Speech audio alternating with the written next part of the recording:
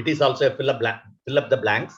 ஆனா இதுல என்னன்னா அண்டர்ஸ்டாண்ட் பண்ணணும். The surface tension of the liquid generally with temperature. உனக்கு தெரியும் surface tension is due to intermolecular force. அப்படிதானே? ரெண்டு மாலிகுலுக்கு இடையில இருக்க force தான் surface tension, force per unit length.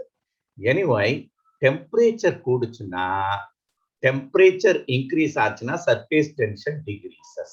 இதான்டா first point. அப்போ first option decreases. கரெக்டானா? 10.3 surface tension of the liquid decreases with temperature.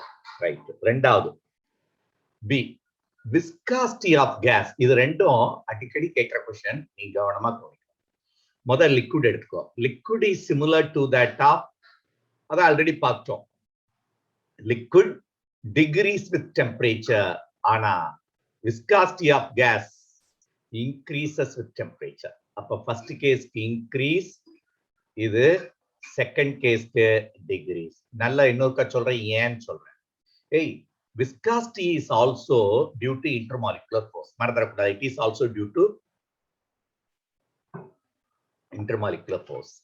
Viscosity அப்ப heat பண்ண intermolecular force decrease ஆகும். So viscosity decrease ஆச்சு. ஆனா gases பொறுத்தவரை when you heat the gas, volume will increase and get compressed automatically. In between the molecule, viscosity will increase. That's the meaning of it. So first case increases, second case decreases. Question number C. For solid with elastic modulus of rigidity, the shearing force is proportional to shearing strain. Shearing force is, stress is directly proportional to strain da. While fluid அத என்னன்னு சொல்லணும், rate of ஷியர்னு சொல்லணும். இன்னொருக்கா சொல்றேன், சாலிடா இருந்தா shearing force is directly proportional to shearing strain சொல்லணும். ஆனா அதே லா லிக்விடுக்கு நீ அப்ளை பண்ணா அங்க என்ன சொல்லணும், ரேட் ஆஃப் ஷியர், அதான் அந்த ஆங்கிள் ஆஃப் ஸ்ட்ரெயின் சொல்லுவாங்க. அதான் மீனிங். லிக்விடுக்கு ரேட் ஆஃப் ஷியர், சாலிடுக்கு ஷியர் ஸ்ட்ரெயின். அடுத்தது D. For a fluid in a steady flow, increase in flow speed at a constriction flow. நல்ல கவனிக்கணும் இந்த இடத்துல. டேய், எதை இன்க்ரீஸ் பண்றோம்? Speed. A1 V1 equal to A2 V2. What is the name of the law? A1 is the area, V1 is the velocity. A2 is the area, another area, V2 is the velocity. What is the name of the law? நம்ம படிச்சிருக்கோம், equation of continuity ன்னு சொல்லுவோம். இப்போ அதான் இங்க மீன் பண்றான் பாத்துக்க. A solid இதுல for a fluid in a steady flow, increase the velocity and constraint flow, that is speed at a constraint flow. என்ன கன்சர்வேஷன் இருக்குன்னா, conservation of mass.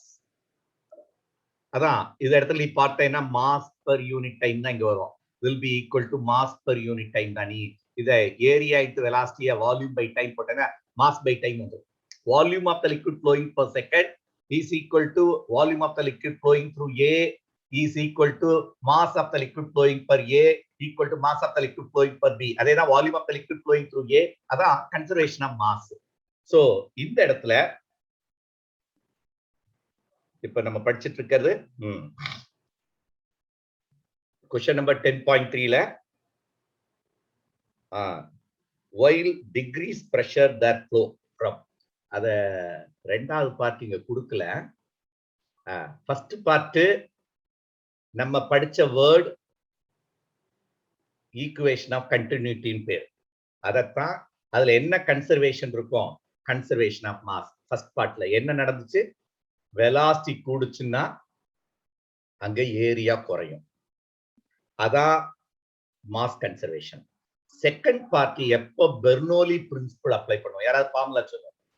P by rho plus V squared by 2 equal to constant.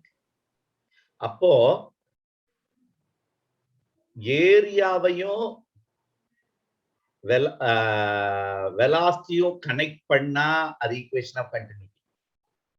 வெலாசிட்டியும் பிரஷரையும் connect பண்ணேன்னா அது பேரு Bernoulli principal. இப்போ நான் new புக்ல இந்த option question D மறுபடியும் பார்க்கிறேன், படிக்கிற மாதிரி. For a fluid steady, for a fluid in steady flow, the increase in flow speed in a constriction means there is a the flow restrict பண்ணுது. Flow from conservation of mass, that means அதான் equation of continuity. அடுத்து while decrease pressure, pressure decrease பண்ணேன்னா அந்த இடத்துல velocity will increase, that is called Bernoulli principle. மறுபடியும் சொல்றேன், போற ஏரியாவை ரெஸ்ட்ரிக்ட் பண்ணேன்னா ஸ்டெடி ஃப்ளோல இங்க ஈக்குவேஷன் ஆஃப் கண்டினியூட்டியை நீ அப்ளை பண்ணணும். அதே இது பிரஷரை சேஞ்ச் பண்ணேன்னா வெலாசிட்டி சேஞ்ச் இருக்கும், பிரஷர் குறைஞ்சா வெலாசிட்டி கூடிரும். அதான் அந்த பெர்னோலி பிரின்சிபல் படிச்சிருப்ப. ஒரு லிக்விட் வேகமா வெளியே வருது, இங்க வெலாசிட்டி அதிகம், சுத்தி பிரஷர் ரெடியூஸ் ஆயிடும். இதுதான். அப்ப ரெண்டு லாவை பார்த்தேன்னா கனெக்ட் பண்ணக்கூடியது ஃப்ளூயிட்ல. ஒன்னு ஈக்குவேஷன் ஆஃப் கண்டினியூட்டி, அங்க மாஸ் கன்சர்வேஷன். அடுத்தது பிரஷரையும் வெலாசிட்டியும் கனெக்ட் பண்ண அது பெர்னோலி பிரின்சிபல். இந்த கொஸ்டின் டி புரிஞ்சுக்க வேண்டிய விஷயம். அடுத்தது ரெண்டுலயுமே நம்ம ஃபர்ஸ்ட் கேஸ்ல வெலாசிட்டியை கூட்டுறோம் பை ரெடியூசிங் ஏரியா. ஏரியாவை குறைச்சேன்னா வெலாசிட்டி கூடிரும். செகண்ட் கேஸ்ல பிரஷரை குறைச்சு வெலாசிட்டி கூட்டலாம். இது பெர்னோலி பிரின்சிபல், இது ஈக்குவேஷன் ஆஃப் கண்டினியூட்டி. புரிஞ்சு படிச்சுக்க. அடுத்த பார்ட் ஒன்று இருக்கு, that is called fifth part. For the model of a plane in a windmill. Wind tunnel உனக்கு தெரியுமா? விண்ட் டனல்ன்றது என்னன்னா, ஏரோப்ளேன்ல ரன்வேல ஓடுது, எல்லாம் நீங்க பார்த்திருப்பீங்க பிராக்டிகலா. ரன்வேல ஓடிட்டு இருக்கிறப்போ இது அந்த பாடி, இது ரெண்டு சைடு அதோடைய விங்ஸ் இருக்கும். இந்த ரன்வேல வேகமா ஓடுச்சுன்னா ஒரு ஸ்டேஜ் அது நல்ல மேக்ஸிமம் ஸ்பீட அட்டைன் பண்ணோம்னா இந்த இடத்துல ஒரு பிளேட் அது வந்து விழும். இப்படி அப்போஸ் பண்ணி அந்த ஏர் ஃப்ளோவை அப்போஸ் பண்ணி ஒரு அந்த ஒரு விங்ஸ் பேட் ஒன்று வந்து அப்படி வெளி விழும். அதை ரெஸ்ட்ரிக்ட் பண்ணும் விண்டு ஃப்ளோவை.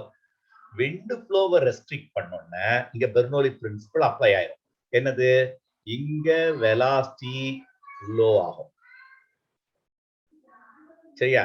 வெலாசிட்டி லோ ஆகிற இடத்துல பிரஷர் ஹையா, மேல வெலாசிட்டி ஹையா இருக்கும், பிரஷர் லோ ஆயிரும், உடனே இந்த ஏரோப்ளேன் டேக் ஆஃப் ஆயிரும். அதாங்க சொல்றான் wind tunnel. Turbulence occurs at high speed for the turbulence of the actual plane. இது அந்த கான்செப்ட்ல வர்றதுல இது வந்து பெர்னோலி பிரின்சிபலை நம்ம படிச்ச விஷயம். எனவே அதை இன்னொரு கேஸ்ல அப்ளை பண்ணுவோம். இது விண்ட் டனல் அப்படின்றது இங்க வேற. நான் விண்ட் அந்த பிளேன்ல இருக்க அந்த விண்ட் பிளேட நான் இங்க எடுத்துட்டேன். For a model of a plane in a wind tunnel, turbulence என்ன தெரியுமா? இந்த ரெண்டு பிளேடும் இப்படி வைப்ரேட் இப்படி அடிக்கும்.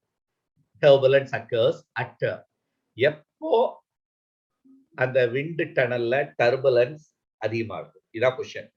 For a model of a plane in wind tunnel, turbulence occurs at greater speed. That is called